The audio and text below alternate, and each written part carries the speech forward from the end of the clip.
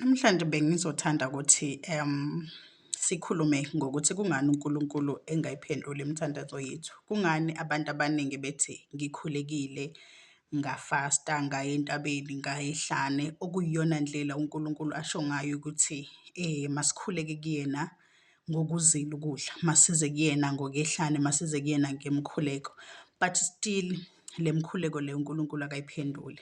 So namhlanje ngibona ukuthi asike sikhulume ngaleyo nto mayelana nezinto uNkulunkulu asengikhombise zona mayelana nemithandazo engaphenduleki, nokunye-ke sengikubonile njengoba siyabantu abaye baxhumane nomoya oyingcwele. So uNkulunkulu ngelinye ilanga afike angikhombisa ukuthi abantu bayamfuna, kodwa manje bamfuna ngendlela ekungesiyona. Uma ngabe ethi bamfuna ngendlela ekungesiyona, ngibuza ukuthi kanjani. So bese ayangikhombisa uNkulunkulu ukuthi sinemsamo kuwamadlozi ethu, bese siba noNkulunkulu, bese siba noJesu, bese siba noNkulunkulu. Kusho ukuthi uNkulunkulu ulaphayana kwi-tertiary level, secondary, then primary yethu sibe nabani? Namadlozi. So uma ngabe wena uzomfuna uNkulunkulu kodwa umfune ngale ndlela efunwa uyena, ayi ngale ndlela ayifunayo, uthi uNkulunkulu awukwazi ukuthi weqe umsamo wakho uhambe uyofuna yena umsamo wakho ungalungisiwe. Ubumnyama bedlozi lakho nokungalungiseki komsamo wakho, uma ngabe kunenkinga uNkulunkulu akakwazi ukuthi akuphendule, because uma ngabe uzokhala wena ukhuleke, idlozi surely liyalalela, likuzwe ukukhala kwakho, libuze ubuhlungu bakho, then la likhona khona ukukuphendula liyakuphendula. But la libona khona ukuthi alinawo amandla, kufanele leyo mkhuleko indlusele kuJesu, then uJesu uyayithatha leyo mkhuleko naye mayebona ukuthi lo udinga ukuthi awuyise kubaba uNkulunkulu wethu, awuthatha undlulisa, then noNkulunkulu-ke kanjalo uma ngabe sewubuyisa, uNkulunkulu ungenelela la esebona khona ukuthi okay, la kungaphezu kwamandla edlozi. uNkulunkulu akakwazi ukuthi afike azongenelela phezu komsamo omnyama wasekhaya kini, akakwazi uNkulunkulu ukuthi azongenelela phezu kwesibongo esingalungisekile, akakwazi uNkulunkulu ukuthi azongeneleleka ekutheni indlela ozaleke ngayo wagcina usendaweni erongi, noma kwagcina kube nezinto ezingahambanga kahle. Lokho sekudinga ukuthi uNkulunkulu-ke lungisa wena ngendlela yakho. Hence uNkulunkulu ethe kuzoba khona abantu azobanika amandla abazokhona ukuthi balungise noma basisize kuzo zonke izinto. So into eyenzakalayo ayishoyo futhi uNkulunkulu.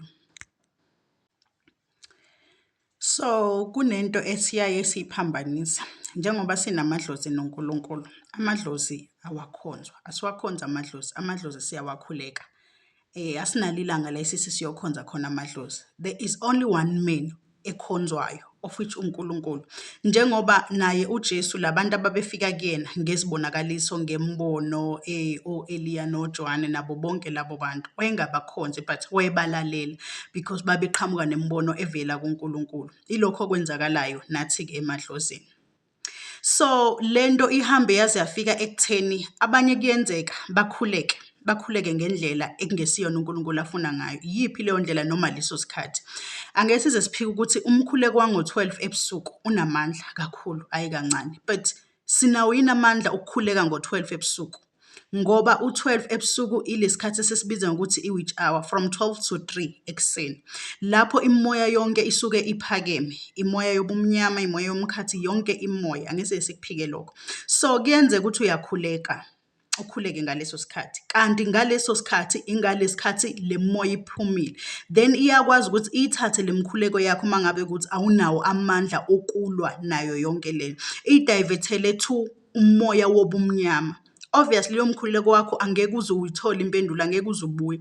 Omunye kuyenzeka ukuthi uNkulunkulu acabanga ukuthi uphendulile umthandazo wakhe, kanti cha, usephendulwe ubani? USathane, because noSathane uyakwazi ukuyilalela umthandazo yethu bese ayasiphendula ngendlela yakhe, bese asilethela lokhu okufuna uyena. Kusho ukuthi thina-ke sesizobuya bani? Sikhonze yena-ke. So into ekufanele siyenze, uthi uNkulunkulu uma ngabe siza kuyena, asikhuleke ngobumsulwa nobuqotho. Kuyenzeka ukuthi uNkulunkulu uthandaze kanti wena qobo lwakho awuhlambulukile.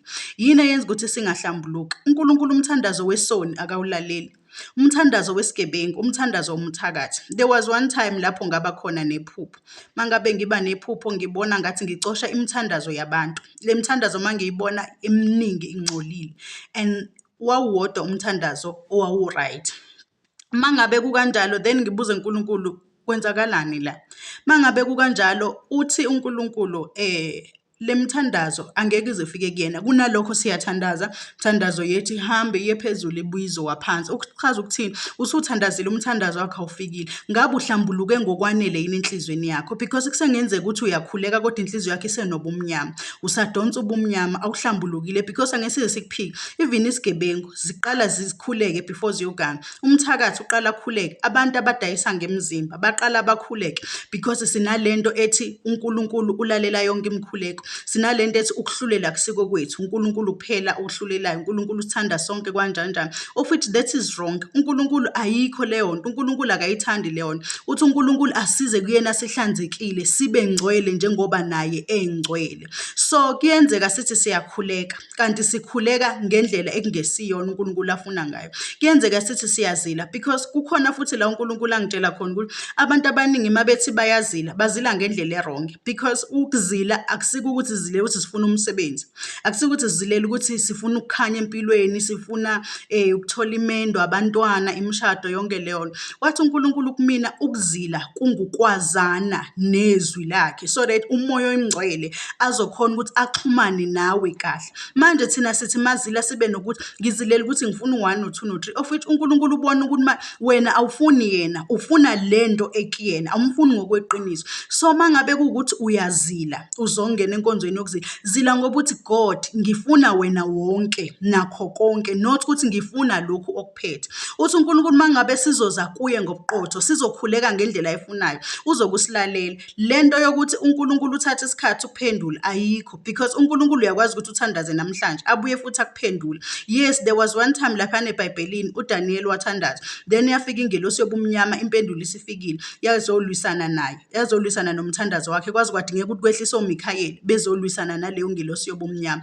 Asikuphiki lokho, kuyenzeka, but futhi kuwenzeka kunjalo kuyenzeka ukuthi umthandazo wakho uze ungafiki kwalapho ukuthi ingelosi yobumnyama, sinengelosi yobumnyama nezokukhanya, kuyenzeka ukuthi kwafika ingafiki ngisho ingelosi yobumnyama ngoba uthandaze ngendlela errong ngesikhathi esirong nangendlela engafunwa uNkulunkulu. Asiqapheleni ukuthi imsamo yethu iclean, igezekile. Asiqapheleni ukuthi amadlozi ethu ayakhanya. Asiqapheleni ukuthi sikhuleka ngendlela uNkulunkulu afuna ngayo so that naye azokwazi ukuthi afinyelele kithina simsulwa. Ubumsulwa bakho abungabi senhlizweni nasenyameni kuphela, abube yonke indawo. Gezeka ube yilento uNkulunkulu ayifunayo, zithande ngaphakathi, thanda umakhelwane, ube nenhliziyo enhle emsulwa because uNkulunkulu uhlolisisa inhliziyo, kusho yena ezwini lakhe. Ngaleyo ndlela uNkulunkulu uzokwazi ukuthi asiphendule bese ayasizwa sonke.